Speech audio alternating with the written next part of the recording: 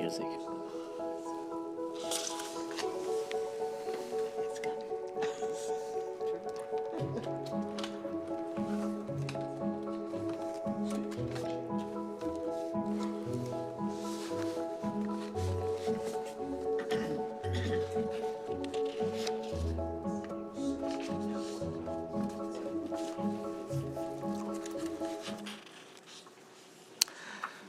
Good evening. This is a meeting of the Athens Board of Zoning Appeals. The time is 7:01 p.m.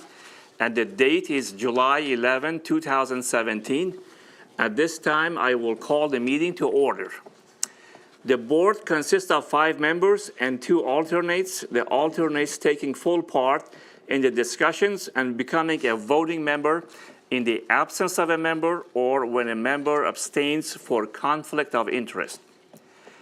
Present tonight are Ms. Betty Hollow, Ms. Kate Housley, Ms. Lisa Carson, and our alternate today, Mr. Ed Baum, will be a voting member. I am John Goldsey, the chair. Also present is the zoning administrator, Mr. Rick Sorois. At this time, I invite you to view a pre-recorded video on the rules and procedures of the board. The Athens Board of Zoning Appeals operates according to the following procedures. The chair will name and describe the case. The zoning administrator or secretary will state the basis of the objection and any applicable facts or conditions pertaining to the case. The appellant or their representative will give reason why the appeal should be viewed favorably. Anyone wishing to speak in favor of the request will be heard. Anyone wishing to speak in general comment will be heard. Anyone wishing to speak in opposition will be heard. If necessary, the appellant or their representative will offer concluding, summary, or rebuttal remarks. Testimony from the floor shall be closed. The board will deliberate and render a decision. According to Athens City Code, Section 23.07.03b, the board has power to grant variances from the strict application of the code, provided the variance will not be contrary to the public interest, the spirit of the code is observed, public safety and welfare are secured, and substantial justice is done. According to Athens City Code, Section 23.07.10c, variances from the code shall not be granted unless the board makes specific findings of fact based directly on the particular evidence presented to it, that the standards and conditions imposed in this title, if applicable, have been met by the applicant. Exceptional circumstances. There are exceptional or extraordinary circumstances or conditions applying to the property in question or to the intended use of the property that do not apply generally to other properties or classes or uses in the same zone. Practical difficulty and undue hardship. Because of exceptional or extraordinary circumstances or conditions pertaining to a specific piece of property, a literal enforcement of these regulations will result in practical difficulty or undue hardship that is unnecessary to the achievement of public purposes. Preservation of equal property rights.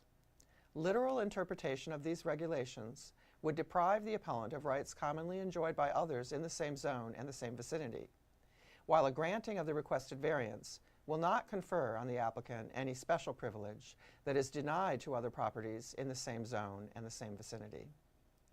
Minimum variance. The variance granted is the minimum variance required to make possible the reasonable use of the property. Absence of detriment. The authorizing of such variance will not be of substantial detriment to adjacent property and will not materially impair the purpose of the zoning code or the public interest. Not of a general nature. The condition or situation of the specific piece of property or the intended use of said property for which variance is sought, one or the other or in combination, is not of so general or recurrent a nature as to make reasonably practicable the formulation of a general regulation for such condition or situation. Any person, resident, or officer, department, or appointed body of the City of Athens, aggrieved by a decision of the Board, may petition the Athens County Court of Common Pleas concerning the illegality of the decision. Such petition must be filed within 30 days after the mailing of the decision of the board to the applicant. Thank you. There are 4 cases on tonight's agenda, and they will be heard in the following order. Number 1 is the property at 20 Canterbury Drive. The second property would be 74 East State Street. The third case would be 80 North Court Street, and the last case would be 57 East State Street. The board is required to take testimony under oath. Would anyone wishing to speak concerning any item on the agenda please stand?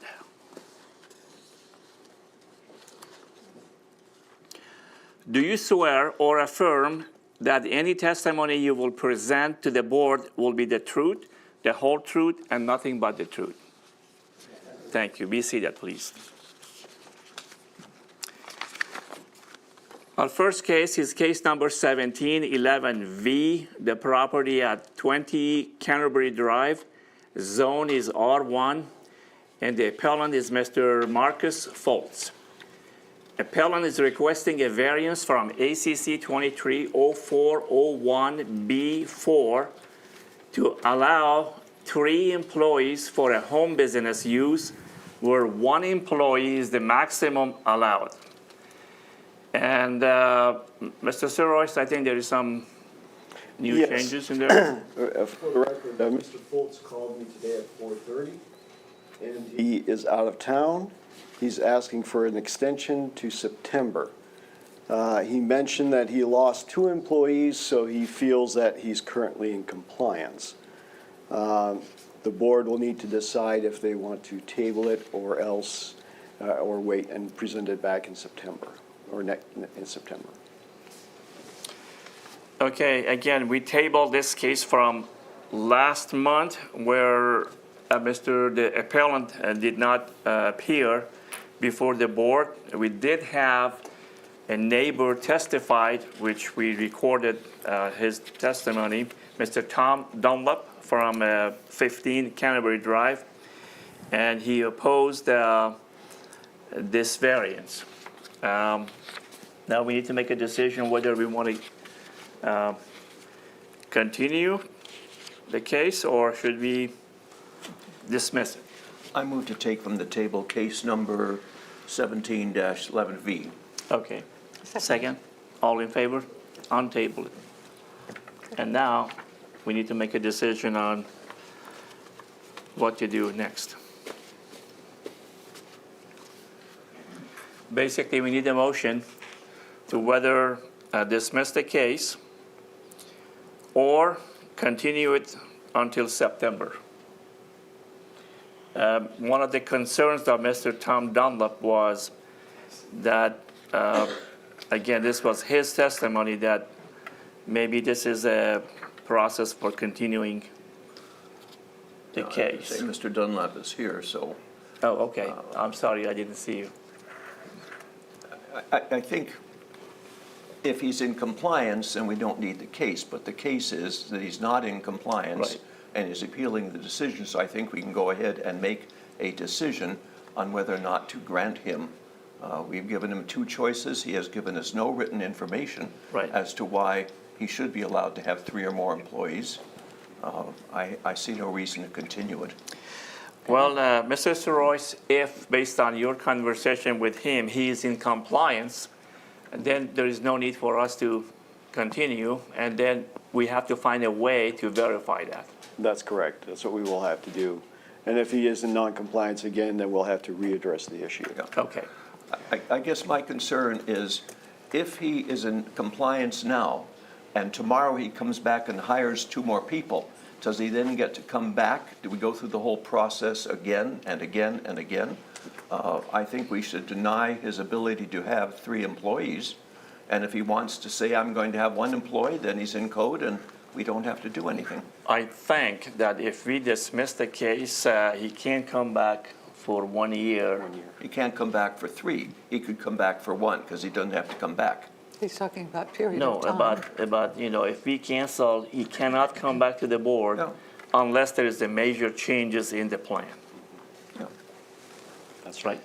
Yes, that's correct. Okay. But if he continues to have 3 employees and he can't come back from a year, then does that mean you can control that? We would issue a notice of violation in order to comply, and then it would hand over to the law department. Okay. My suggestion is to get a motion to dismiss the case, and then so that, if he wants to do anything else, he has to come back or goes to the code office. And So our choices are perhaps to dismiss it or to vote on it.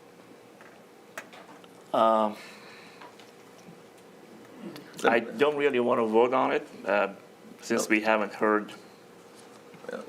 Let me ask this.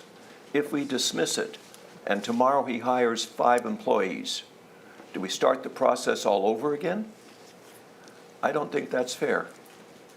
I don't either. So, I'd be in just want to favor of continue it. voting on it. so I'll make a motion, and if anyone wants to second it, I move to deny the request for variance from ACC 23041B4 to allow 3 employees for home business where 1 employee is for the maximum allowed. I second. Okay, do we need any discussions? We haven't heard his case. Right. So I don't see how we can just decide not to give him a variance if we haven't heard his case. We've given him 2 choice chances. He could have written something to justify what he's doing. Yeah. He can come back with 4 employees or 2 employees. What we're Right. saying is 3 employees. I just don't want to see this dragging on as each month he says, I can't be here, or at least give us nothing. We're denying 3 employees. Yeah. We'll let the code enforcement office worry about 5, 6, or 10 employees, or Thank you. just 2 employees. I agree with you. I also agree with Betty, since we haven't heard, but based on the testimony of Mr. Dunlop and him not being here, I think we have the power to go with your motion. Does that seem okay to you? That's fine. Okay. Okay, all in favor of the motion, please raise your hands. All opposed? So So we have denied we him have denied the variance. variance. Denied the variance. That was easy. I was going to ask Dr. Snyder if you were ready for a quiz after that briefing. Case number 2 is case number 17-16V, property at 74 East State Street. Zone is B3. Appellant is requesting variances from ACC 230405A1 to allow an addition to a building with residential use below the 2nd story, where residential use is permitted only on the 2nd story and above.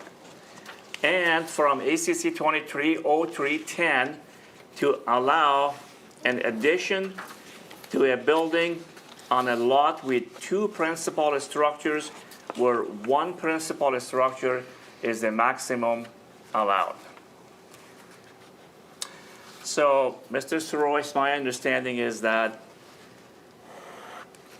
they are grandfathered for whatever they have now. Correct. And my impression as an addition always been an extra room or a shed or something like that, but if they're putting solar panels on their roof, that is considered to be an addition.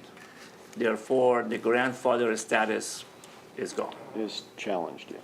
Okay, am I correct on that? That's correct. Anything else you would like to add? No, I have no additional comment at the moment. Okay, any questions for Mr. Sorois? Not if he doesn't have any additional information. Okay, at this point, we'd like to invite the Third Sun Solar, Mr. Adam Fowler, the appellant, to come to the podium, please. State your name and your address for the records. My name's actually Jeff Greenfield. I'm Adam's boss.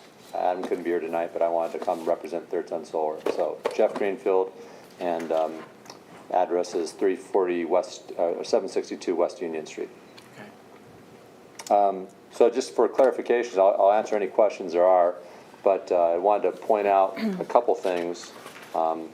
Number one, this is our fault, Third Son's fault. We assured our client, the Kleinman family, that we would take care of all the permits, and we got a state building permit and a state electrical permit, and because of making an assumption, which was incorrect, we did not go through the proper channels in Athens, and we would have learned about the zoning issue. The Kleinman family is invested in their buildings and can't walk away from this, and have informed me that if they had known that this solar addition investment would have put the grandfathered items in jeopardy, they would not have moved forward on the deal. Looking at the contract law between us, we're at fault, and so we've agreed to take the panels off if it is denied, or there's no workarounds that we can come up with. I just want to say that the City of Athens is very pro-solar and pro-business and pro-progressive growth, and there's a high-visibility solar installation, and I applaud our client and all the other clients that are doing solar here, and wouldn't want this to be a case where we had to move backwards because of this code issue. So I guess unless there's any other questions about the specifics, that's kind of my pro-solar statement. Okay. Any questions? So this really has nothing to do with the fact that there are two properties or that there is an apartment, blah, blah, blah, blah, blah. Except Correct. insofar as the grandfathering goes. And then this triggers your problem with the panels. Right. Basically, we've looked at the issues and the pros and cons of what to do, and if this were to move forwards without a granted appeal, then the solution would be to back away from solar, take the solar away. Our company would take a financial hit, and we wouldn't get solar in the neighborhood, and we'd still have the exact same grandfathered conditions that I think are a pretty good property. Could you describe the panels? Sure.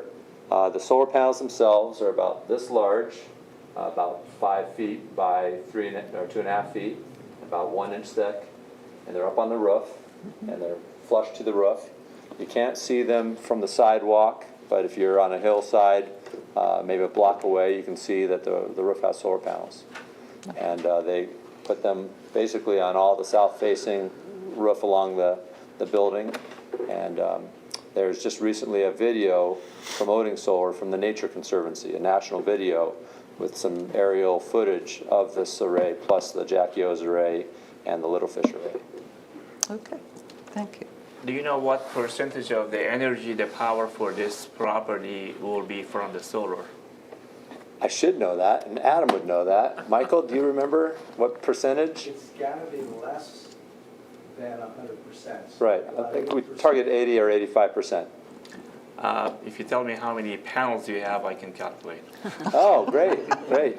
You're sure? Well, I think that there's about 32 panels on one subarray and another 24 on the other subarray. Okay, okay. So it's a substantial size system.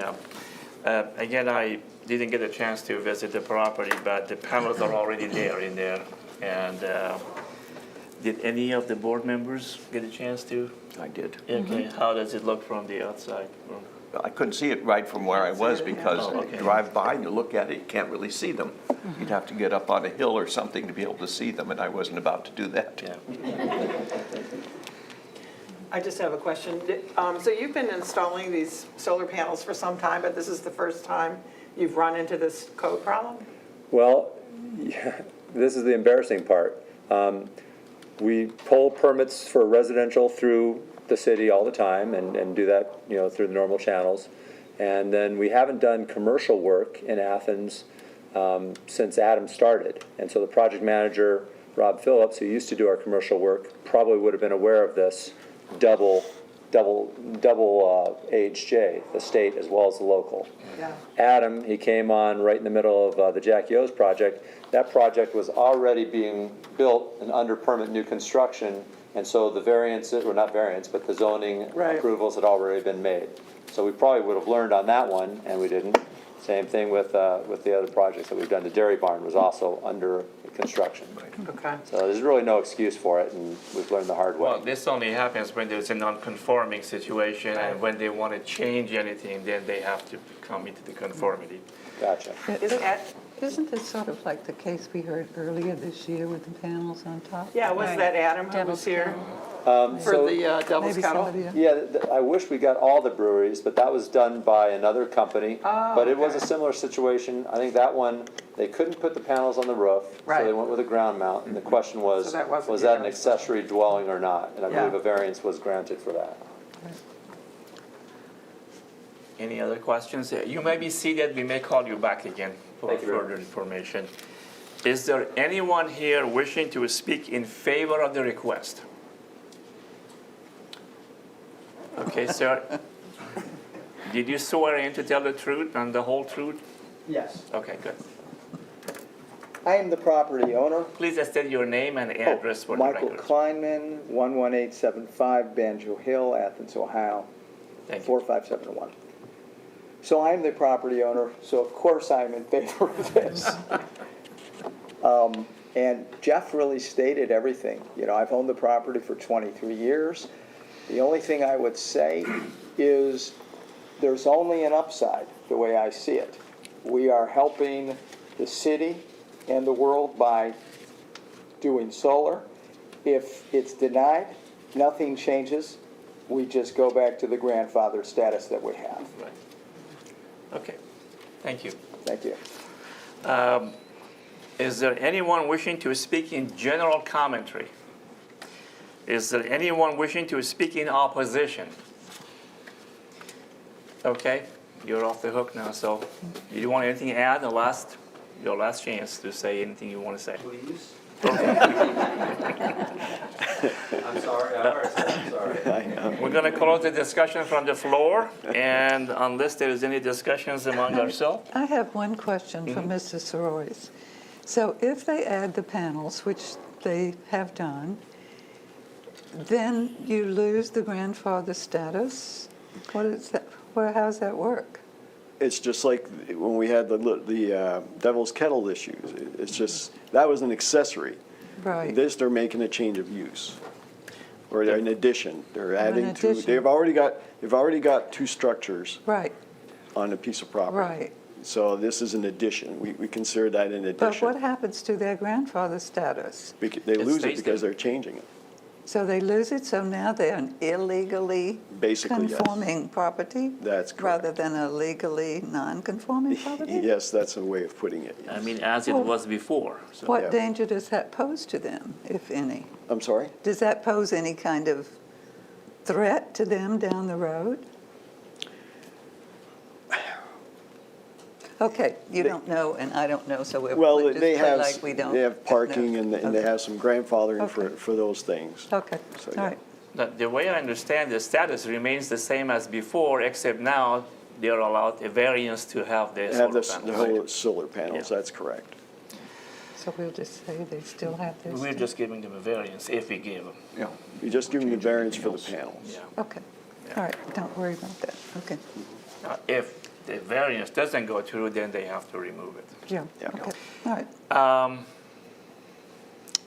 Anyone wants to make? I'll make a, Oh, later. No, okay.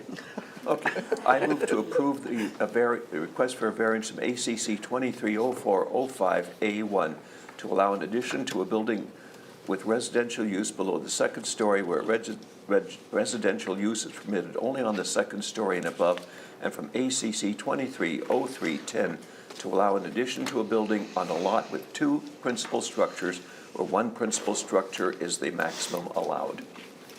second. Okay.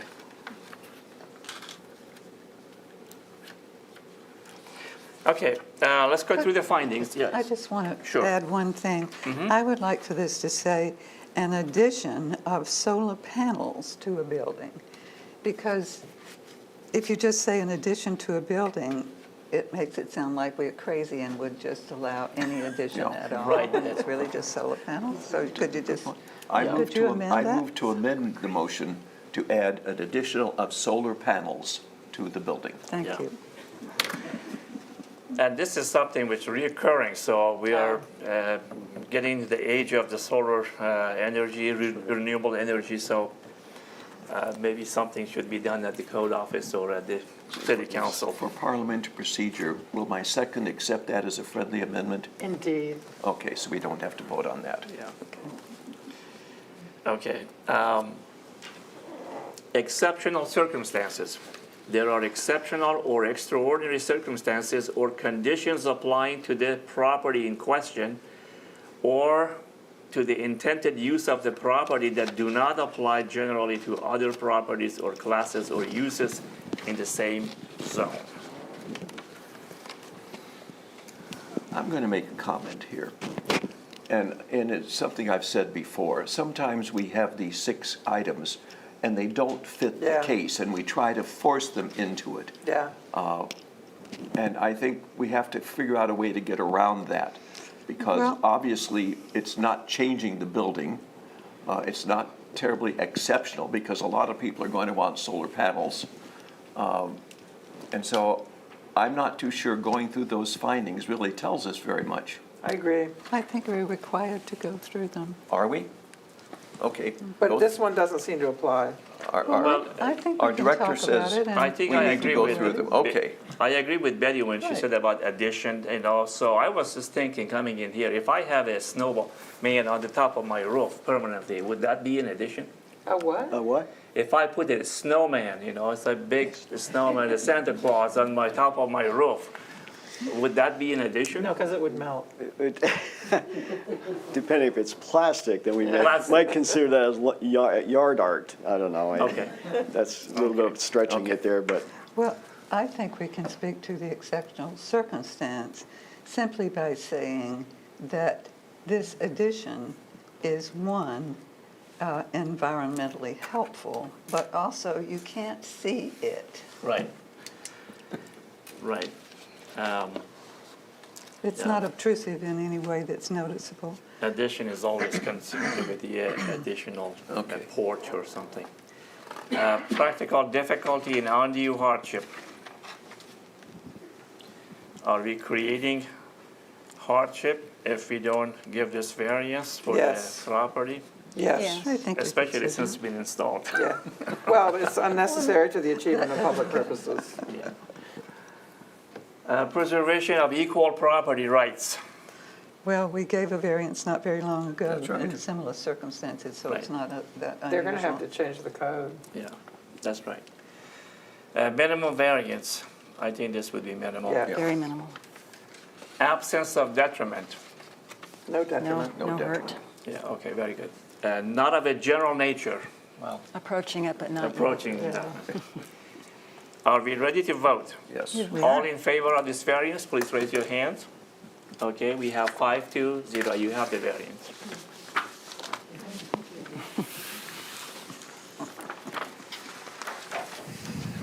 Okay, moving on to case number 3. Case is 17-17V. The property is at 80 North Court Street. The zone is B3, and Mr. John Valentour is the appellant. Appellant is requesting a variance from ACC 230407A, referencing ACC 23045A1, to allow the conversion of a second-floor commercial space into an apartment in the building with the first-floor residential use, where residential use is permitted only on the second story and above. Mr. Sorois, anything you would like to add? not this moment. Okay. Mr. Valentin, welcome back. Thank you. Oh, he's got more. I don't know what you have now. We just read 60 pages. Oh, with pictures. Just so you know what you're talking Thank you.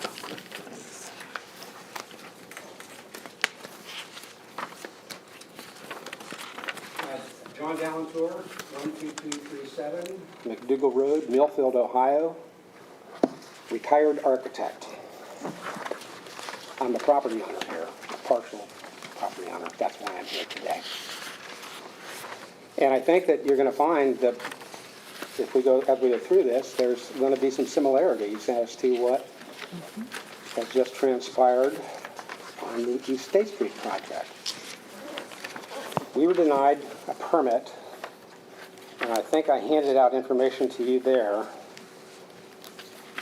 on this building because of an existing apartment that was approved in 2000 by the city of Athens, fully. Permits were obtained from the state of Ohio. Certificates of occupancy were granted by the state, and the apartment has been inspected and certified by the housing department in Athens for the last 17 years. What the intention here is, and the scope of work needs to be revised, I think, a little bit from what you just read.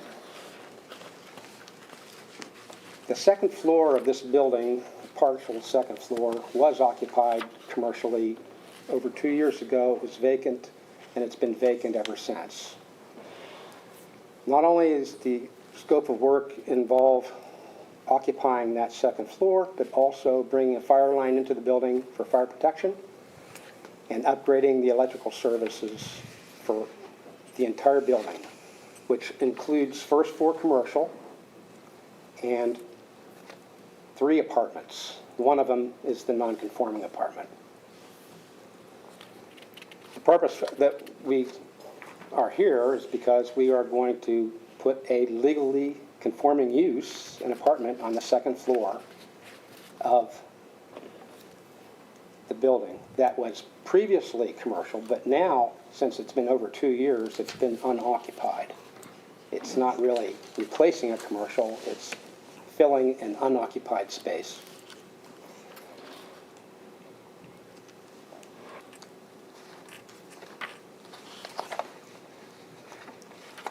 I've gone through and done my little review of the findings that I have for this, and I'm going to read them for you. I know that, just as you indicated, sometimes it gets difficult. Yes? Okay, I need some clarification before you read to us. The application for the variance says to allow the conversion of second floor commercial space into an apartment with first floor residential use. Is that correct? The first floor residential use was the non-conforming use that denied us our permit. Okay. Oh, the commercial use, I'm sorry, commercial use, yeah. First Okay. floor is commercial. Okay, this says in a building with first floor residential Yeah, it does use. say Is that not No, right? it's not resident, there's no real residential use on the first floor, it's commercial. Okay, then this variance is incorrectly written, this statement. Well, my statement? understanding was that because it's a split level, there was the interpretation whether the split level means second floor or the first floor, the ground floor for residential. And that's what I think was the whole Right. idea. The apartment actually is not on the first floor. It's split level. Fern Street, it's on Fern Street, and it slopes away from Court Street. The entrance door to the apartment is actually at commercial level, but when you walk in, you either go upstairs or you go downstairs. So that door that faces Court Street is an entryway into the apartment, But which is on the second floor. it goes up or down. It's both. It goes down below the first floor Okay. and above the first floor. Okay, I get it, okay. So this is somewhat. Even that, though, is not considered conforming Okay. to the city Okay. now. You can't be below the second floor. It used to be, and I've done plenty of permits over the years with apartments below the first floor, not on it. That was considered okay at one point. Okay. Now it's not considered okay. So if the part of the residential on the split level, if it wasn't there, you wouldn't be here then? Correct. Okay, It's below the first floor, which is, again, non-conforming. right. Now, I should mention that, we have parking. There's no other elements that are involved here except the fact that the building has what is now considered a legal non-conforming use, because the use is legal in that zone. It's not that this apartment is not allowed to be in the zone at all. It's the fact that it's not conforming specifically with the intention of the code at this point in time. Okay. And you are not doing anything with Unit C? We're not touching it. With Unit C, okay. The work has nothing to do with that Nothing to do with it. apartment. Right, It's okay. non-conforming. Okay. It's taking a vacant second floor and renovating it and adding a fire line to sprinkle the building and to add electrical service upgrades so that the whole building is safer. Okay, and the upstairs that you are redoing is going to be commercial? Apartment, Apartment. which is a legal use. Which is legal use, yeah. What was the commercial use before? The defense attorneys, the public Okay. defenders Oh, right, at one right. point were in it. They've been gone for over 2 years. Okay, They used it as an office. Right. There's no facilities up there, so it does have direct access to the exterior, so it's easy to make that change. You understand where we Yes. are here? yeah. That nothing is, the only thing that's going to possibly be affecting this apartment that is non-conforming is that it, not that we don't have to go into it to revise the electrical service. We're doing that at the panel. And potentially, it will not this year, but get sprinkled. Whereas other parts of the building are to be sprinkled right away. Okay? Okay. All right. The apartment, the practical difficulty. I like to go through this, you guys know that. I go through all these, and like you say, Mr. Baum, it's sometimes a little difficult to make it all apply. It's always a challenge, and I sort of like to do that sometimes. The apartment causing the improvements to be denied was approved by the city in 2000. At that time of approval, no conditional use certification was required or requested by the city of Athens. The apartment was legal at that point in time. The current improvements planned to the structure are in compliance with the city and the state regulations. The practical difficulty created by this existing condition is unnecessary to the achievement of public purposes. Exceptional circumstances. The apartment causing the need for this appeal has been occupied for 17 years, inspected annually and upgraded to meet the standards of the city housing code. It was not considered non-conforming until adoption of the 2009 zoning code. If this is considered non-conforming, then any grandfathered occupancies or approved occupancies by earlier codes would also be classified non-conforming. The circumstances are exceptional and beyond the control of property owners. When the building changes the zoning code, previously approved uses will automatically become non-conforming, even though we've tried to make sure that we keep this apartment conforming. And like I said earlier, it is a conforming use in this zone. Preservation of property rights. The granting of this variance will allow legal use of the property. The alternative option would require abandonment or demolition of a viable functioning portion of the building, or leaving an unoccupied section of the structure empty with no opportunity for use. The proposed work on the structure is in conformance with the current zoning regulations and does not confer any special privilege on this property. The minimum variance. The granting of this variance will allow the current use to continue and provide the opportunity to make improvements designed for safety of all occupants of the building. The existing building will be more fully utilized. The issues beside the classification of one existing apartment are preventing reasonable use of the property.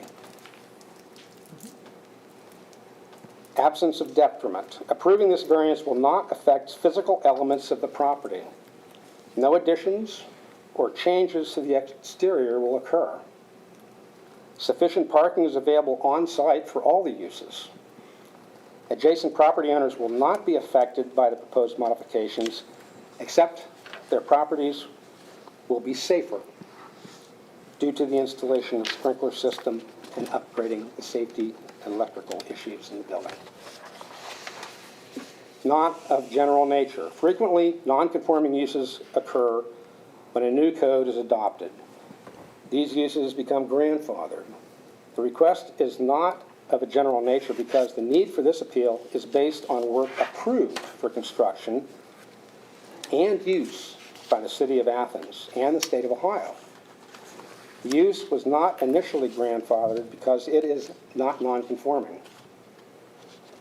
The use is permitted in this zone.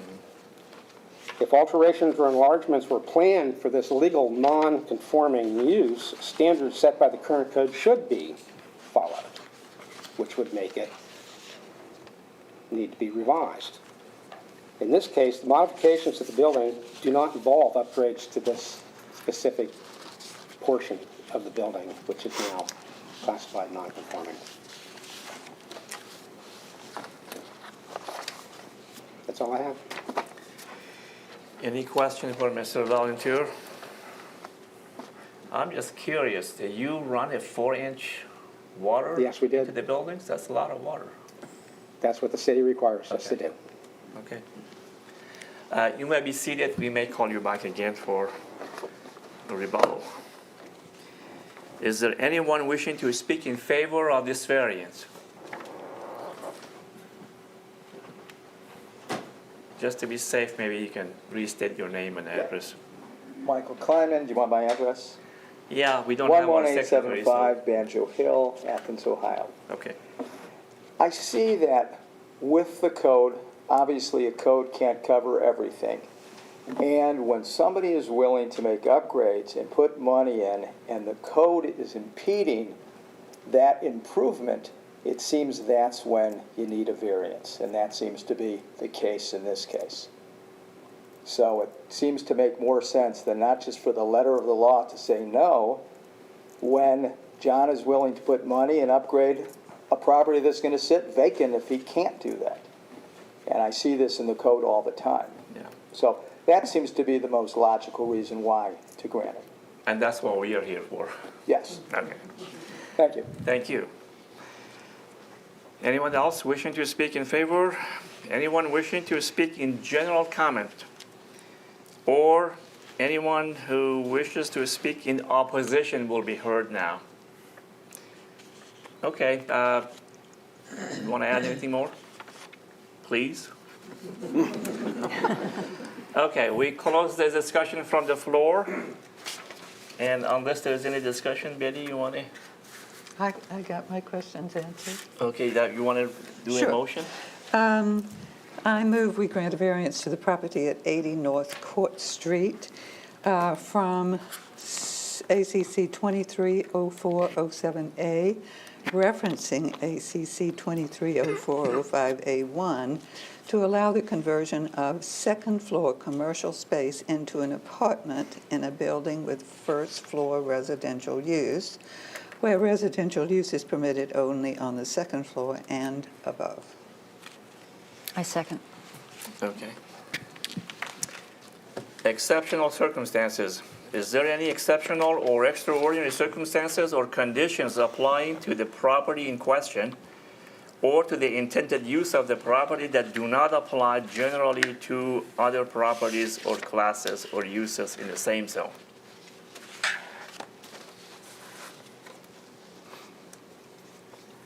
I think the special circumstances would be that the split level. That is questionable whether it's at first floor or second floor. I think that's true, and it's also been occupied for Right. vacant for recently after being occupied a long time. I think that will also answer our second practical difficulty and undue hardship. Right. Okay. Preservation of equal property rights. No special privileges. No would be- special privilege, okay. Is this a minimum variance? Yes. Yes, Very it minimal. is. It is. Absence of detriment? There is none. None. and not of a general nature. I guess he argued that, so. Are we ready to vote? All in favor of this variance, please raise your hand. You have the variance 5-0.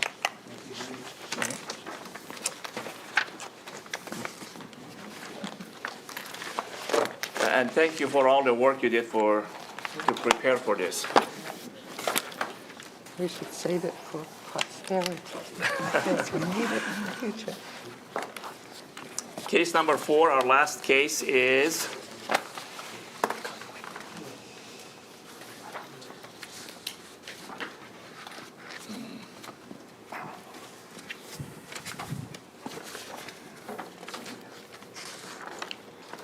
case number 17-18V. The property is at 57 East State Street. Zone is R3, residential 3. Ohio Gamma Housing LLC, the appellant. Appellant is requesting a variance from ACC 23-1001, Table B off-street parking requirements to allow an increase in a rooming house occupancy from 32 tenants to 44 tenants with 9 parking spaces, where 44 parking spaces are the minimum requirement. Mr. Sorois, any comments from you? Not at the time, no. Okay. The appellant, Ms., come to the podium and please state your name and your address for the records.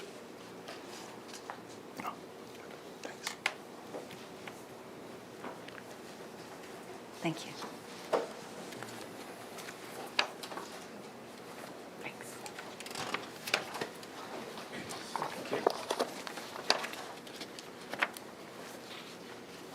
Thank you.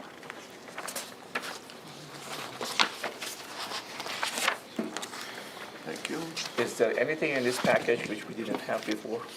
There's a lot of information in Okay. Well, that makes it hard for It's us thicker. because we don't have time to look at it. it. I've highlighted some of the Well, here's the letter to begin with, and Mr. Valentour, and somebody. What have we got? 40 pages here.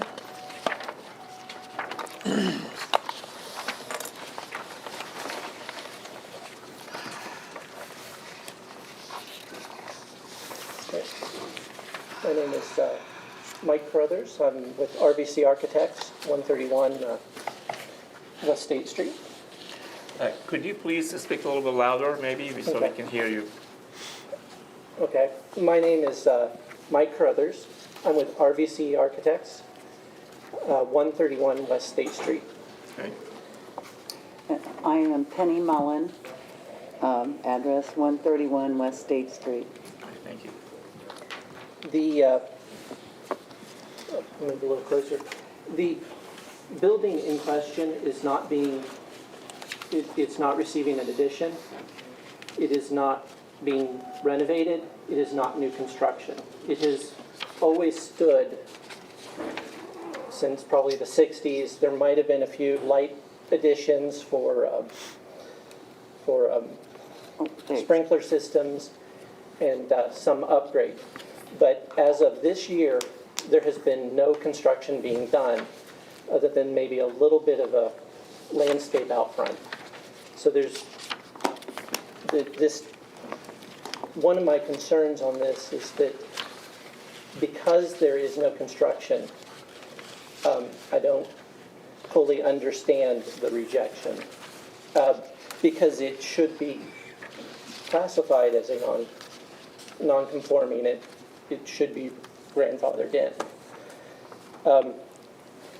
The house is owned by a sorority. The women who live there are upstanding, community-minded women, and they have for many years lived in this house without 44 spaces. They understand that, and they have always been willing to accept that and use alternate transportation, like public transportation, walking, or biking. The one thing that we were confused about is what statute we would be put under. Since the original statute was probably from the 1960s, we're not exactly sure how to calculate it because it doesn't really actually fit the current bulk control. I'd also like to impress that this is a landlocked site. I have several pictures in the packet that I've given you that show the house. And in it, it shows the front yard. And the front yard is a beautiful, vibrant, luscious green space. That's something that would be great to keep if we aren't granted the variance. That means that there's the potential that this is going to now be, will have to be paved over. Even if it is paved over, we will still not meet the 44 spaces. And they put this beautiful new landscaping in that makes it such a nice, beautiful, vibrant thing to see. It would be a shame to see it completely paved over in order to meet this code. Again, if this were new construction, we would have more than willingly made the design requirements meet. But since this is an existing building that is not being constructed and it's not being renovated or altered, we're hoping that we can.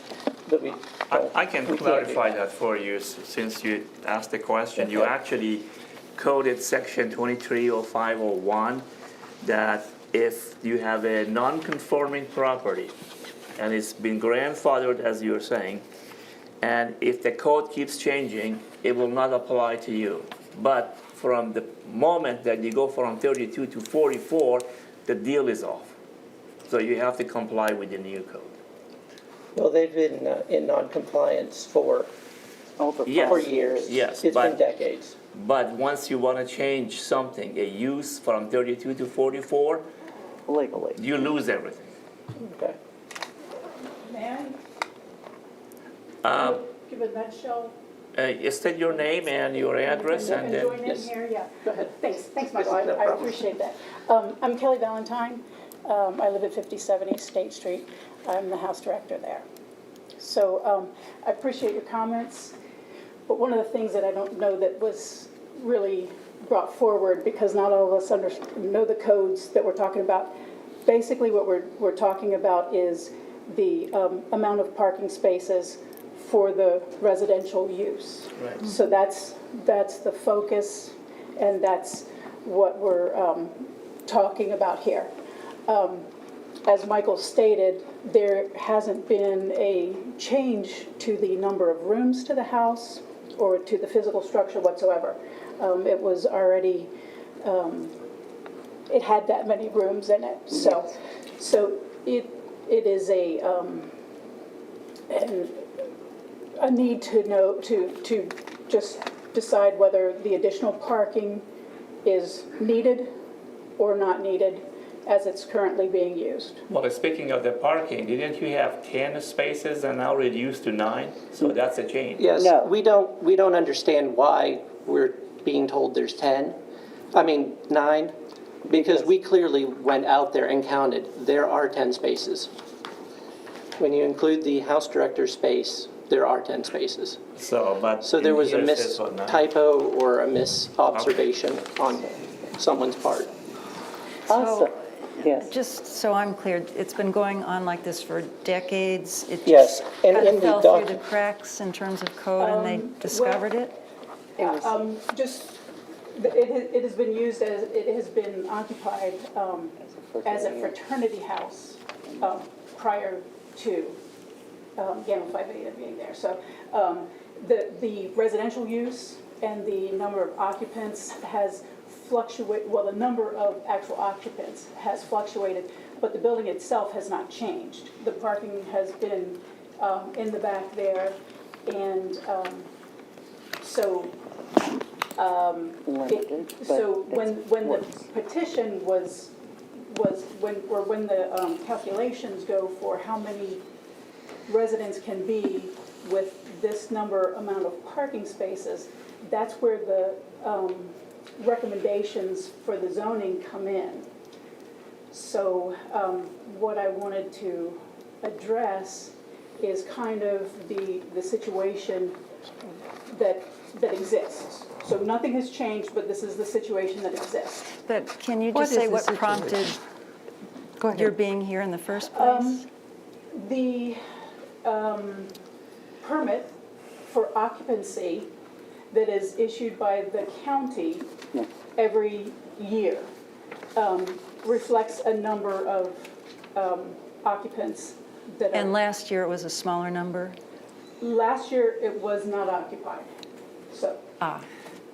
Yeah, So I have some. We have, Okay, come on, okay, Greg. so, yeah, we've got, It's, this is it's Please now. state your name being and your used address.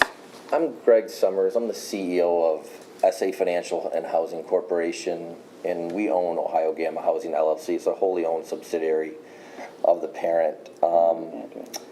I live at 5657 Cherry Court in Petoskey, Michigan. As an introduction, I sit on a Resort Township Zoning Board of Appeals, so I appreciate what you have to do every day. Ironically, I'm pretty nervous considering I do this quite a bit. To give you some background, the house has been the SA fraternity since the 1960s. It was owned by a local house corporation, and if any of you have driven by 57 East State Street before 2009, it was in pretty bad shape. And at the national headquarters, so we're part of the national headquarters of SA. We have the housing roster. It's part of our job to keep the housing roster for our risk management insurance. So we've known all along how many people are living in the house. In addition, the university allows sophomores to be exempt from living in the dorms, and they can live in the fraternity houses. So many sophomores don't want to live in the dorms, so they join fraternities to get out of living in the dorms. And with that comes a restriction of they don't have cars. So a lot of times you might have 20, 30, 40 sophomores living in a fraternity house, and they don't have cars because of that restriction. So that's a little bit of background. And so since I only have records going back 25 years, and from 25 years ago until 2014, we consistently had between 45 and in 2003 we had 56 kids living in the chapter house. And of course the city's doing their inspections and everything. Well, in 2008, the chapter got in trouble. It was owned by the local house corporation, and the university shut them down. It was in awful shape, the house. And so they put it on the open market, and it went up for sale. Well, my job as the CEO of SA Financial and Housing Corporation is to preserve, protect, and grow fraternity properties for SAE. So we want to make sure we don't lose this fraternity house. It's a historic house, and we've got a number of alumni, including, ironically, John Valentor is an alumnus of our chapter, which is why he's not representing us now. So I come in 2010 and look at the house. It's in complete disrepair. So we put a lot of money into fixing it up, to bringing it up to code, to making it respectable. And I had all those historical numbers of how many people lived in.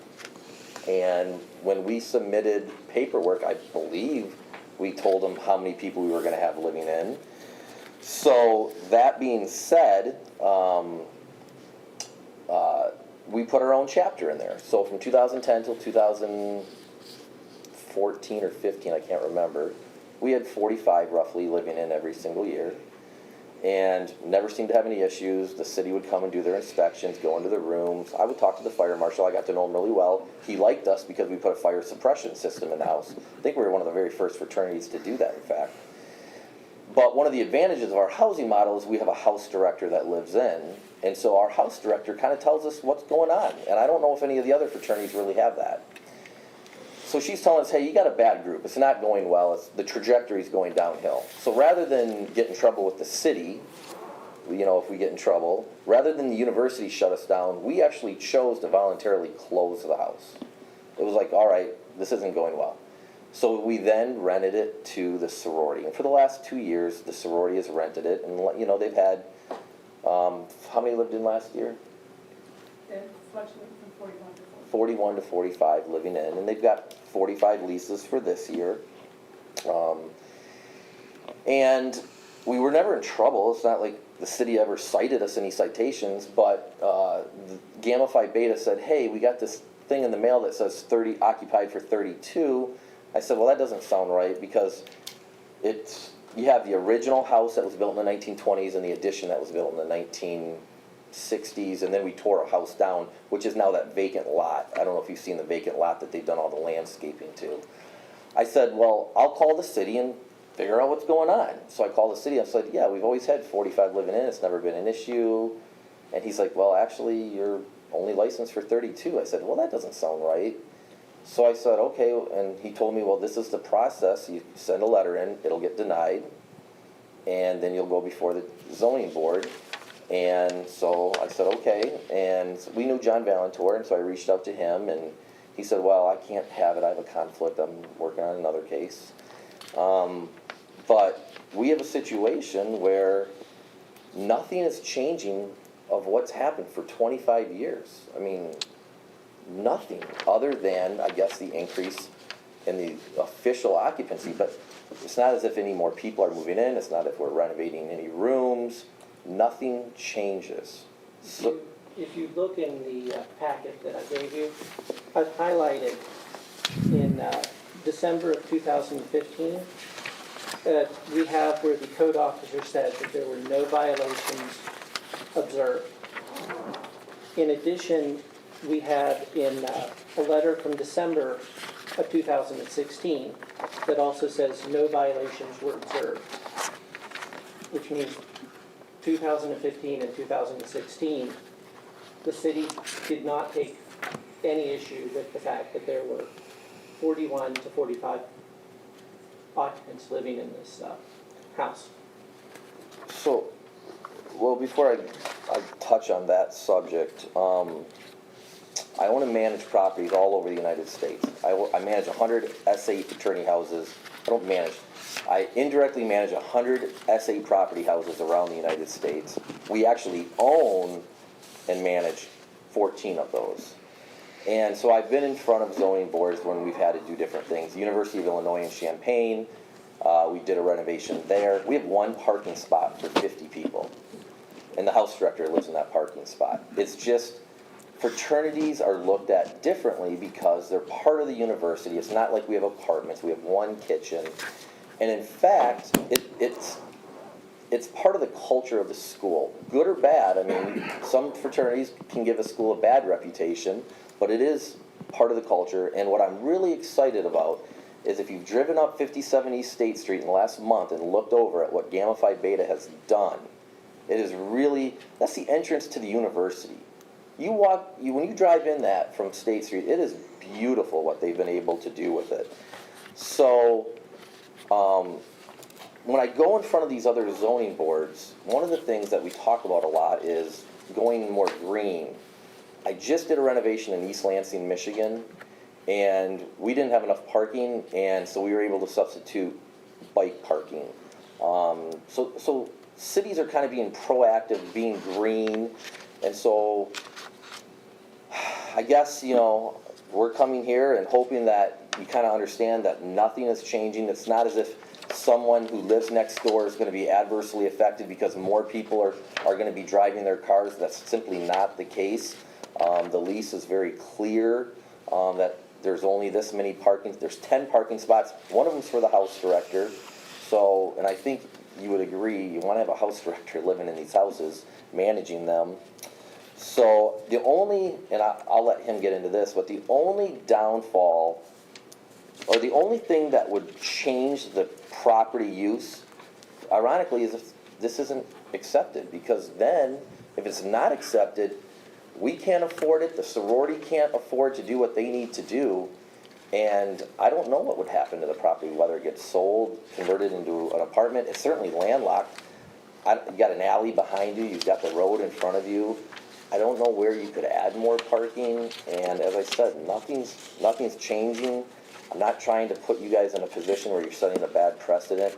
I'm just telling you, I don't know how many properties in town have consistently for 25 years done it this way and not changed.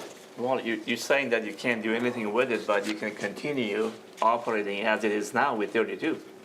But it's been occupied for 40. It wouldn't financially cash flow. If you want to have a house, So basically, yeah. Let you me wanna have a propose house director something living- else. I'm sorry, what? There are many people, some people have a house without enough parking. Some people have an apartment building, not enough parking. Some people have a fraternity house, sorority house, not enough parking. There is no way that you can prevent students from bringing their cars. You may say it, oh, you can't bring your car and be, or whatever the sorority is, but you cannot police that all the time. They also have friends. Parking is an issue in this town, as it probably is in every university town. Frequently, people are forced to rent parking spaces apart from their property, but within a certain distance. And I think there might be somebody like Les Cornwall, who has a huge operation. He has a lot of parking. Maybe he doesn't have any to rent. But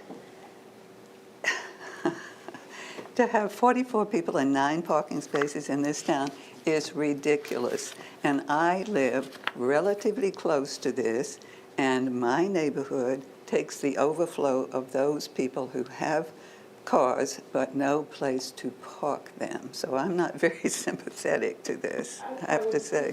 I would like to address that. Could you please come to the microphone because you're recording this? Yes, that is absolutely true. The parking is an issue here. Yes, it is. What is at issue is that we currently have 11 members who even have cars. Because we've got the younger of the students, so they're not breaking off for their junior and senior year and needing to go do clinicals and internships. We have 11 cars. We don't need 44. Well, maybe We're the not next. asking you to have Yeah, 44. it's possible that the next owner of the property may need that many. So this variance is going to be with the property forever. Well, this sorority and the fraternity, their housing is similar to what OU's residential halls are. So like you said, you are not Guess permitted. what? Students who bring their cars are not parking on university property unless they rent a space under the dorms, if there are enough, which they probably aren't. So they too are parking somewhere outside of the university proper, onto the street, onto neighborhoods that are close by. So we would rather see front yards turned into parking spaces and get rid of our green spaces. No, I'm not saying that at all. I'm Because, suggesting you that know, maybe you look for places you can there- rent. Les, I know, has, because all the parking has to follow and be on a deed restriction. And he does not have an abundance, even though right now it looks like he does. I mean, his parking lot right behind them in their backyard is taken, unfortunately. Perhaps there are other places. Pardon? Perhaps there are other places beside Les Cornwall. The other thing that I would like to point out is if you look, there's an 11 by 17 in your packet that indicates that the state has accepted, the sheet says that based on the state building code, this house is allowed to have 53 people. I tend to question if this wasn't a typo. That back when this was written, it was supposed to be written for 53 people. You would not design a house for 53 people and then go, oh, it's okay, we'll only accept 32. I think it was a typo. And I'd like to, I see this, it doesn't, I can't see a date on this. First of all, The- you're an the date- architect, so you know that state permit is different from the city zoning part. yes, so, yes, I okay. know. But it would not make sense to design a house for 53. An architect would have put on that there was a restriction and shown the state that there is a restriction of 52 people. I do that all the time. 32 or whatever. Yeah, the case 52 or was. 32. We always put on restrictions like that. What doesn't make sense is that there's this arbitrary number of 52. I don't know where this 32 came from. I do know where the 53 came from, and that's in 2002. 2000 what? 2002. This, 2002? Yes. Things have changed since 2002. But it would make sense that if the actual number was 53, why would we need to change? The plan And even a plan Go and a ahead. reality are different. You never have had 53 recently. The fraternity you said did, now you say you have 44, that's considerably less. The code office might need to speak to this because they are the people who are saying you need 32. Yeah, I'd like to find out where Not that number 32, but- 32 comes from. 32 people. Right. The folder's real thick, okay? In 76 through 92, they had a permit for 16 rooms. 92 through 96, again, 16 rooms. In 2006, it changed to 32 occupancy and 10 parking spaces. That carried through 2008, where again, it shows the permit showing 32 occupancy and 10 parking spaces. We recently showed plans that were remodeled, and they now have 25 rooms, but they never came back in to address, to get a new zoning certificate and change their permit. So the last permit we have shows 32 occupancy and 10 spaces. Thank you. That's what we have. I'd like to speak. The house hasn't changed, the room layout hasn't changed since the 60s. I know that for a fact. John Valentor confirmed that with me. I like your idea of saying, is there other alternatives? I'm open. At some of our locations, Washington State University, there's a church about 2 blocks away, and we rent a couple of spots from them. I'm not opposed to that idea if that helps get this through.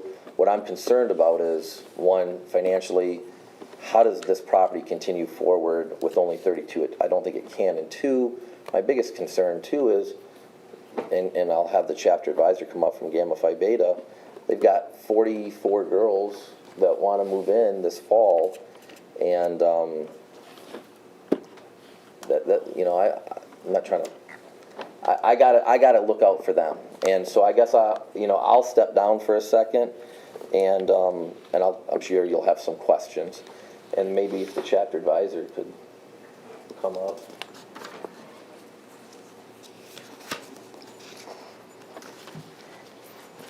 My name is Meredith Britton. I'm the chapter advisor for Gamma Phi Beta.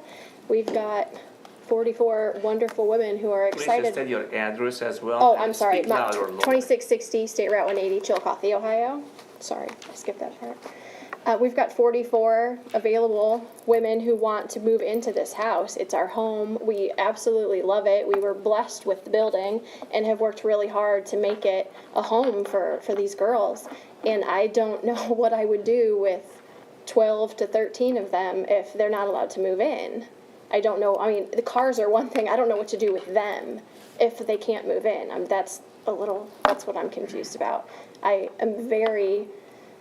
love these women. They are outstanding students, and they are wonderful community members, and they've worked really hard to make this a home on campus, and it seems like it's a few parking spots is keeping them from being able to make this their home.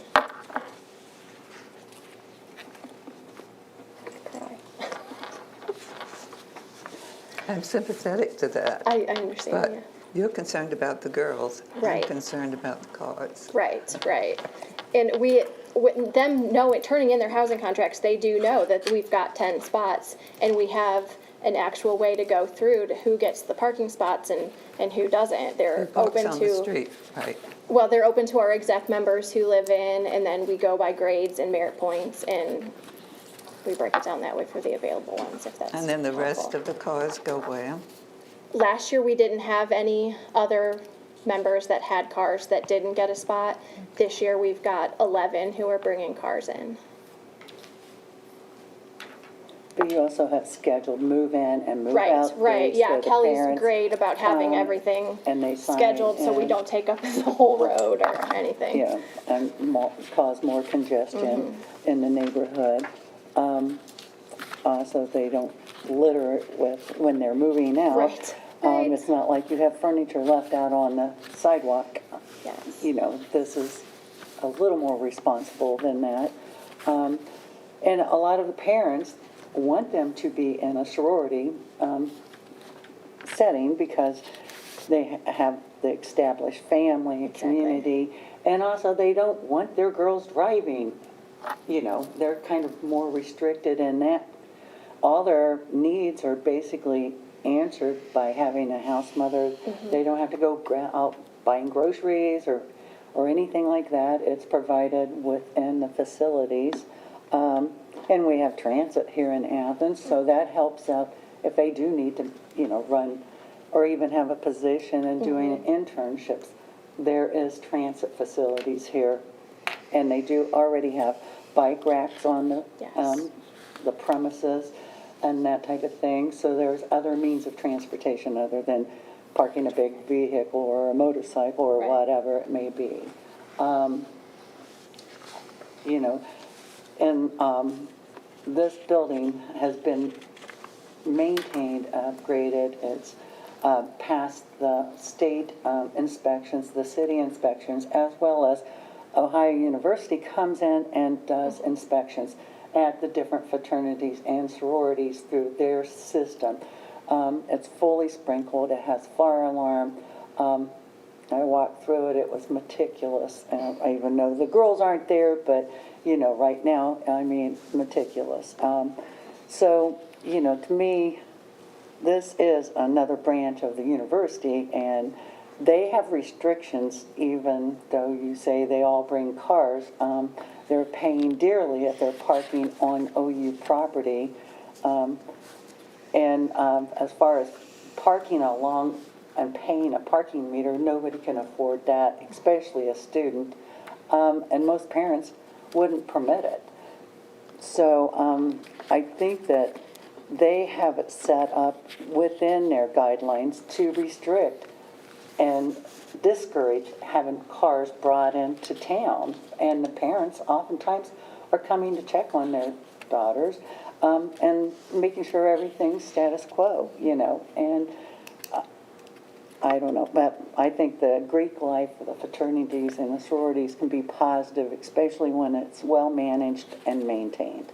The young ladies do a lot of community service acts, and you know, they can do that without having a car to drive them everywhere. You know, so my thing is that I know that you know, everything has a cost. You know, it's basic mathematics. You have a cost that goes with providing a facility like this, and doing a 32 is going to cause a grave hardship, and probably will. Well, they'll probably have to leave the building, and who knows what it can turn into then. If the system's not broken, it's been working for 5 years plus, then why are we trying to, you know, bring some more cars in and allow it, whereas we've got it restricted right now and it's functioning good? Sorry. Okay. Sir, you have anything more to add? You can go over the, in the original letter,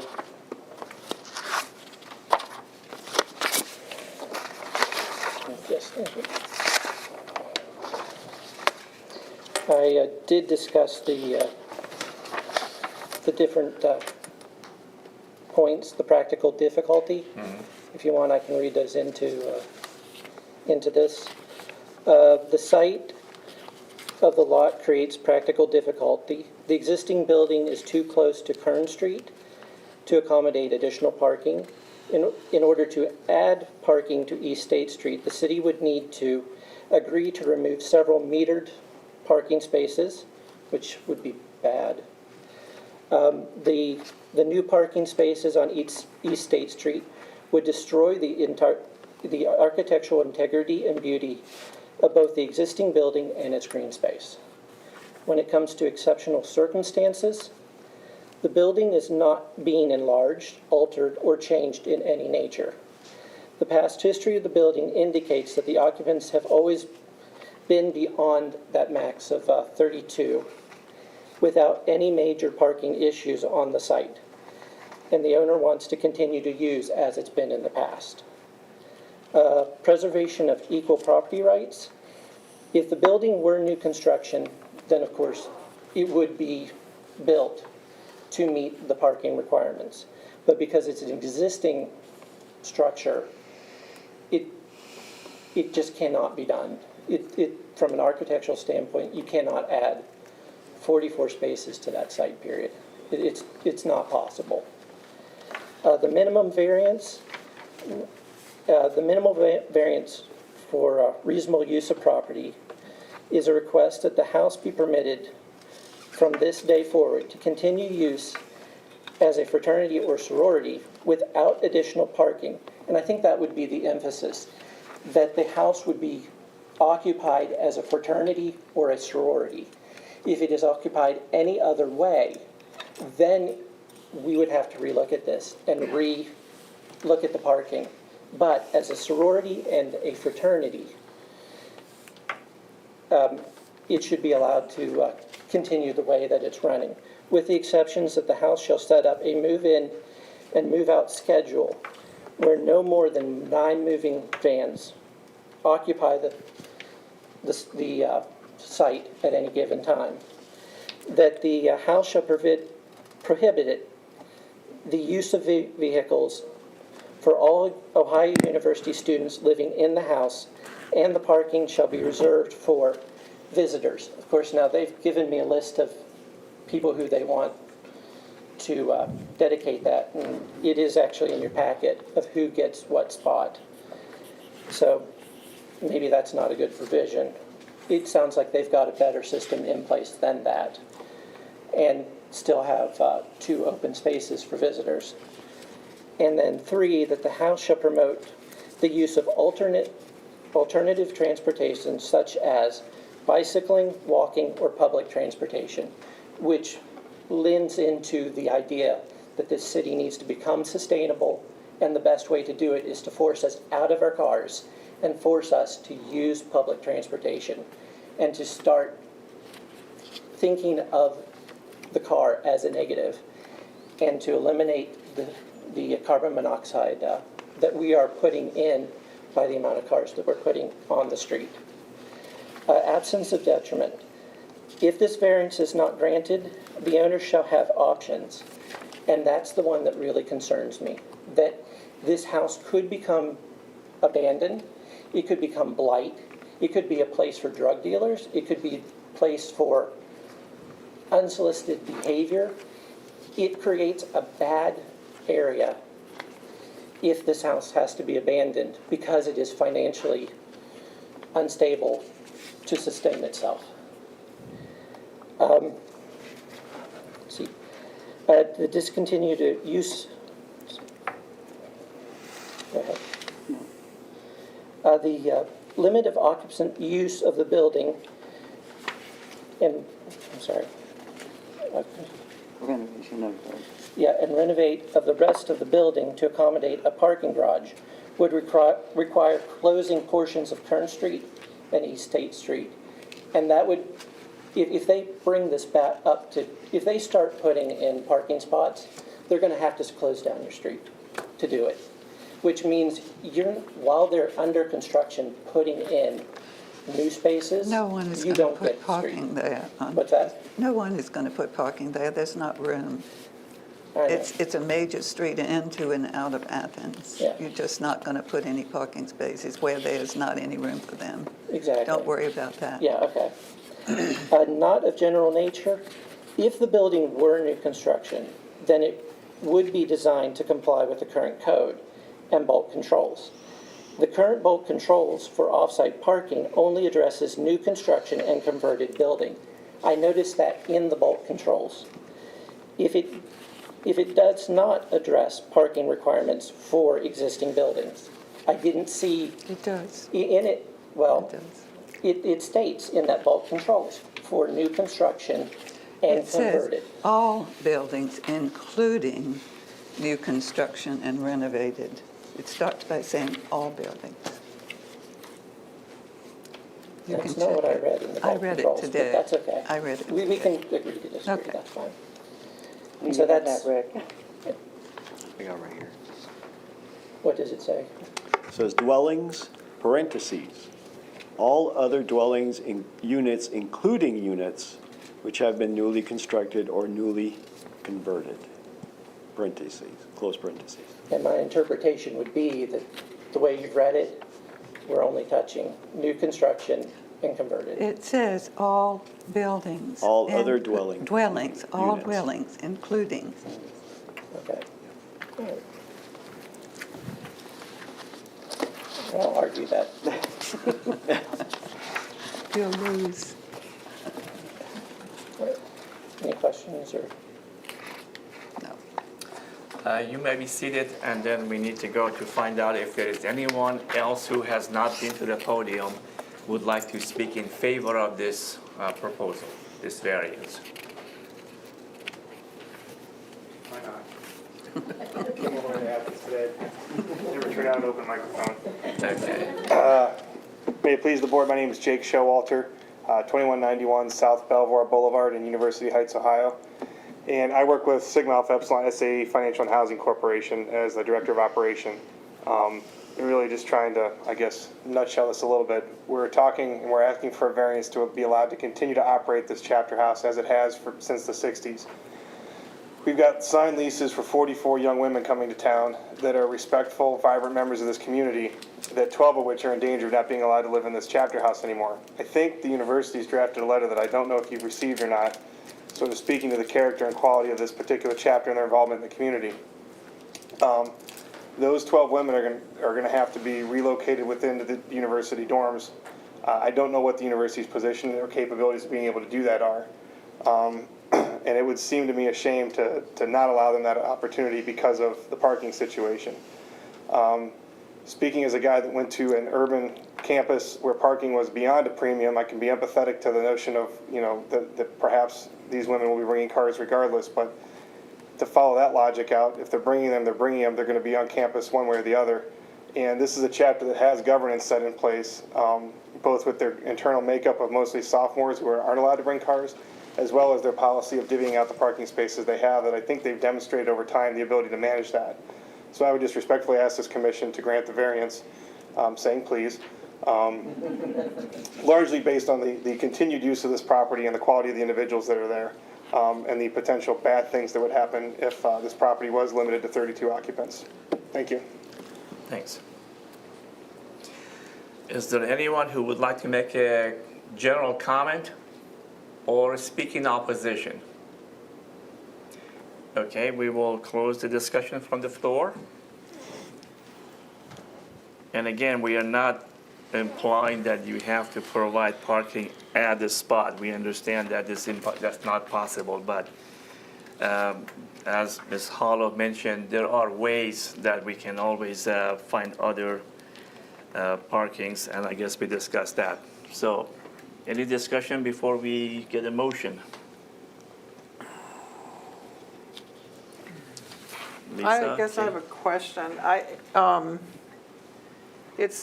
I'm not sure the appellants are aware that there are a lot of things that we are not meant to consider, including the financial effects. It's not really for us to, or even I think, the notion that the property could be abandoned, or that's not really our job to to prevent those things from happening. As for the girls who have signed leases for this year, I don't know if this is a silly suggestion or not. Would it be possible to put off the day of doom for a year so that they would have time to adjust and accommodate those young women this year, but make other plans for the following academic year? I don't think that would Is that be possible. weird?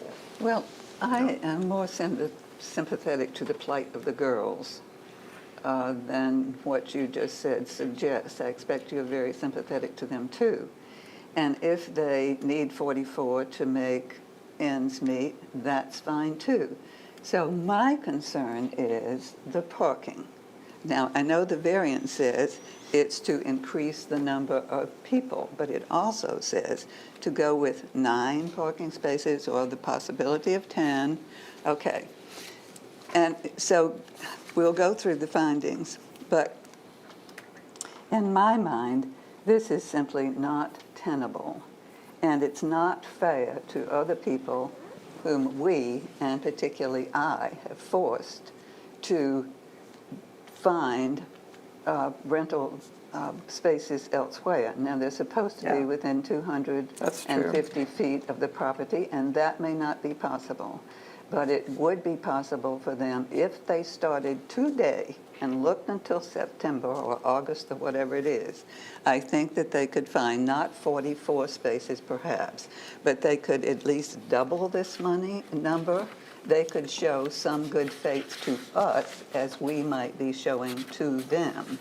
I'm not expecting them to get 44 spaces, but show me something that you're willing to do something besides threaten drug use in the house and ill and dabba dabba dabba. Closed floor. Okay. Again, you may not feel as I do, but obviously I feel pretty strongly about this, particularly considering some recent requirements we've made of people. Yeah, that's true. We have. Yes, we have. So start looking, that's what I say. But we haven't been through the findings. Yeah, let's find, we have to make a motion first. Lisa, it's going this way, would be your turn. Okay. I move that we grant a variance in case 1718V for the property at 57 East State Street. Variance from Athens City Code 2310. 1, Table B, off-street parking requirements, to allow an increase in a rooming house occupancy from 32 tenants to 44 tenants with 9 or possibly 10 parking spaces, where 44 parking spaces are the minimum requirement. Second. Okay.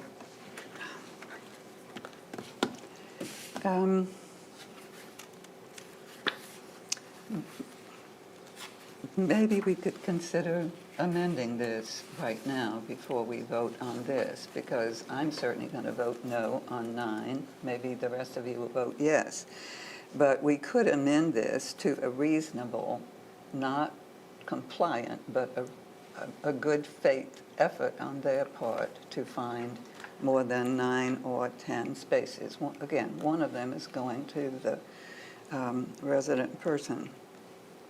That makes sense to me. So Well, then what would we they have to really specify exactly what that means. Well, that's what I'm saying. Maybe we should amend this, and if they cannot then comply with the number that we agree on, then they don't have the variance. If they can prove to the code office that they have rented these spaces, then the variance would be legal. What We number did that recently. What number would you have in mind? Well, I I have a don't, proposal. What? What about 22, which is 12 more than the 10 that they're currently allowed? 32 occupants with 10 spaces. 32 goes to 44, which is 12 more people. well, that's about what I got when I subtracted 32 from 44. Well, they It's did a 12. study, I guess the architect did a study that based on the ratio that it was before, they would need 4 more, but I don't think 4 is enough. No, and that's their ratio. It has Yeah. nothing to do Yeah. with the way we Right. figure things. Because this says they need 44, one per person. Right. Like other people have to do. Right. Well, if that said 4, the math that I just said 12, we could sort of meet in the middle and say 8, I'd say 10 minimum. 10, or 10. So then they would still not have nearly enough, but at least they would be required to move in the direction of other people in this town who have to deal with this problem all the time. And you can't say that their property is exceptional just because the lot can't accommodate. That's all over the place. That's not exceptional one whit. Well, that proposal makes sense to me, that we amend the So what is the total number? 20? 10. 2? 10, oh, So we already have 20. 10, right? Well, we're talking 20. 10 or 12 additional Okay. spaces. 10 additional. What do you 22? think, Ed? 10. 20, I'm comfortable with 10 10 more. additional, Right, total of 19. Plus or the 20, one. because they say they They have say a they have total. 10. And they do, I counted them, Oh, you did? yeah.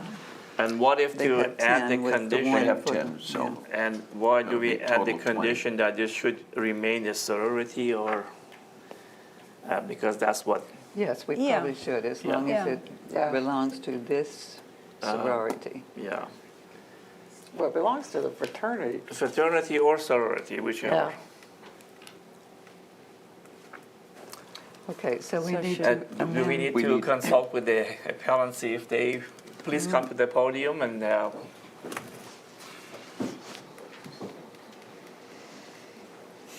So Greg Summers, 56, or Petoskey, Michigan, sorry, Okay. 5657 Cherry Court, Petoskey, Michigan. So what you're hoping to get is 20 spots, of which we'd have to find 10 additional spots. Right. It could, and a condition, only if it's used as a fraternity or sorority will that variance go. So if it were ever sold, the variance is gone, Right. the grandfather's gone, everything's right. okay. That makes perfect sense. It's owned by a fraternity. It's rented by a sorority. Okay. My guess is they'll probably end up buying it from us. That's my gut tells me that. So that would be perfectly fine. I have a question. Can we buy or rent city parking spots? Is there a city parking deck that you can? At one of our chapters, we have to rent 5 spots from the city every year. Limited, you can rent spots in the city garage, but there are other spots in the local area here that you can rent from. And the city has a list. So if you could work with us to help identify those locations and that those locations would be acceptable to you. Well, that's another issue because normally it has to be within 250, otherwise it requires additional variance. Well, there's clearly not going to be So 10 spots within 250 feet. we would say we have to reward the motion because again, we don't want to have 5 miles away. That's correct. So we have to specify also, What would you think At would be a distance. reasonable distance if they couldn't do 250? Well, I can't say other than the code. Okay. Other kind of has to come from Would they be willing to do within city limits? No, absolutely not. Guess that's the answer, isn't it? If you take your mind and sort of circle around that area, where could you rent spaces? There's that one lot on Stimson that is at the corner, opposite the gas station. I can't Right. remember, I about know the 20 one you spaces mean. there. Yeah. There's one a little bit farther down that you might be able to work with. I don't know the current The number Catholic of Church. number of spaces. spaces at the housing project just behind the facility there. I can't remember how many spaces they have as opposed to how many they're supposed to have. So that becomes a possibility. And So there are a couple within, right. The Catholic 6, Church 7 blocks. is not far away. Right. And they do rent some spaces. We will And explore the code every office will help possibility you. within. do you recall what was one of the largest distances, 500 feet, that we have considered in the I past? think it's that- been more. What? I thought it was more like 700. 700. Seems too far. Yeah, 500 maybe would be a reasonable, within 500 feet from the I don't know. Sure. If it gets too far away, it's in front of my house. I will point out, and we'll comply, if this is granted, we will comply and find the 10 spots. But you have to remember, we're only bringing 11 cars, so, Well, that's. yeah, and that's, Yeah. regardless, I'm just, Right, right. So I think the way we are going to form this motion is that it's going to be with, you would require 20. You already have 9 or 10, but whether you have 9 or 10, we want a total of 20. And then within a distance, which I think maybe 500 feet would be reasonable. 500 feet. I'm just trying to think how far that one lot that I mentioned is. Yeah. It's equivalent of 1, 2, 3 blocks, and I Yeah, don't know how about many it. feet is 3 blocks. I It's did not really very that much, far. but at the same time, they may not be able to find within 250, so that's, Okay. and then with the condition that this remain as a fraternity or a sorority. would you like me to stay here? Yeah, you can. Okay, so what did we do with this motion that we've already got? Well, we have to, We would need you to like to throw it out. revise your motion? Redo the motion? Do I have to do the whole thing over again? Yeah, might as well. Okay, I move that we grant a variance in case 1718V for the property at 57 East State Street from Athens City Code 23.10.01, Table B off-street parking requirements, to allow an increase in a rooming house occupancy from 32 tenants to 44 tenants with 20 parking spaces within 500 feet, where 44 parking spaces are the minimum. With the condition, Oh, yeah, sorry, are the minimum requirement, and with the condition that the property remain a fraternity or sorority. before anybody seconds, Mr. Baum, do we need to cancel her first motion in a legal way, or I'm not? We'll consider this a substitute motion. Yeah, I Okay, think it's it's up to the substitute. motion, okay. Now do we have a second? Second. Okay. Well, thank you, Betty. That was a good lead for us. And let's do the findings, exceptional circumstances. No. This is common in Athens, so Yeah. you can't say it's It exceptional. is exceptional. Practical difficulty and undue hardship. Is there any practical difficulty and undue hardship that we can create but not granting this variance? It does create a hardship, but if you want to maintain the purpose of the code, which is to try to do something about parking in relation to housing, then you have to say it's not undue, that other people don't suffer from too. So The hardship would appear to be financial. we don't consider that. Preservation of equal property rights. I think we're trying to encourage them to Yeah. suffer Yeah. equally along with other people. Is this minimum variance? It's less than what it was before, No. Yeah. Considerably, yes. but it's still 22 short, Yeah, or 24 short. yeah. Yeah, I'm not sure about this. Absence of detriment. It will be in your neighborhood, parking.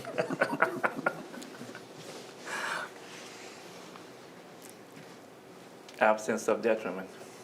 Not of a general nature. Well, it is and it isn't. but Yes, it's, All too It's general. something Either we way. deal with all the time, and I don't know what the solution is. There isn't one.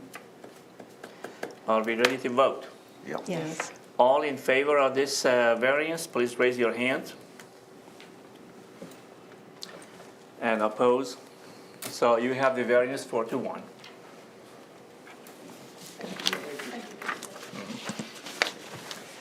Okay, we have a couple of business disposition of minutes from May 30th, 2017. Who was not here on May? I was not. So do we have enough? You were here, May. Do we have 3 people? Yeah. Okay. I read this thing, seems to be okay. Do we have a motion to approve the minutes of May 30th? So move. Oh, so moved. Okay. Okay. Disposition of minutes from Vote on it, June. vote on it. Okay. Do you all agree? Do we? Agreed. Agreed. You weren't here, right? Okay, last month you were not here, and you I were was not not here. here, I was not. and you was not here, so we don't have enough to vote on it. So, Mr. Sorois, we have to postpone the voting on the accepting of the minutes next time. We don't have enough members that were here before. Okay. Any other business? Then Nope. the meeting is adjourned. Adjourned, wonderful.